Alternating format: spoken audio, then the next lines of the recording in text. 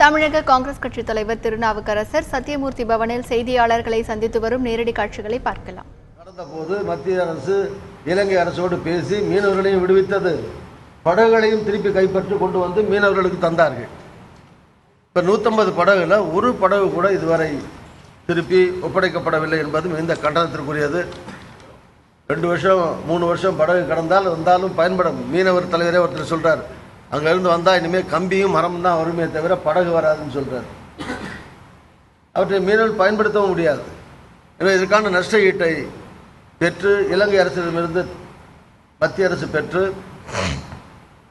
மீனவர்களுக்கு நஷ்ட ஈடு வழங்கப்பட வேண்டும். அந்த படகுகள் திருப்பி இப்போது சமீபத்தில் கைது செய்யப்பட்டிருக்கிற படகுகளாவது திருப்பி தரப்பட வேண்டும். 3 ஆண்டுகளாக கிடக்கிற படகுகள், பயன்படுத்தப்படாத நிலையில் இருக்கக்கூடிய படகுகளுக்கு நஷ்ட ஈடுகள் உடனடியாக மீனவர்களுக்கு வழங்கப்பட வேண்டும்.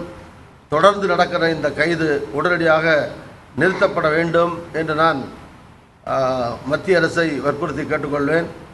தமிழக அரசு உரிய நடவடிக்கைகளை எடுக்க வேண்டும். முன்பு மாதிரி வெறும் கடிதங்களை மட்டும் எழுதி கொண்டிருந்தால் போதாது.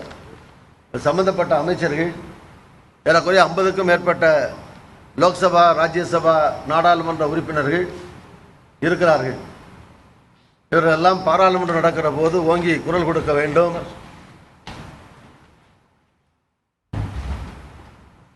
பாராளுமன்றத்திலே அதற்கான குரலை அவர்கள் வலுவாக எழுப்ப வேண்டும் என்று நான் தமிழக காங்கிரஸ் கட்சியின் சார்பில் வற்புறுத்தி கேட்டுக்கொள்கிறேன்.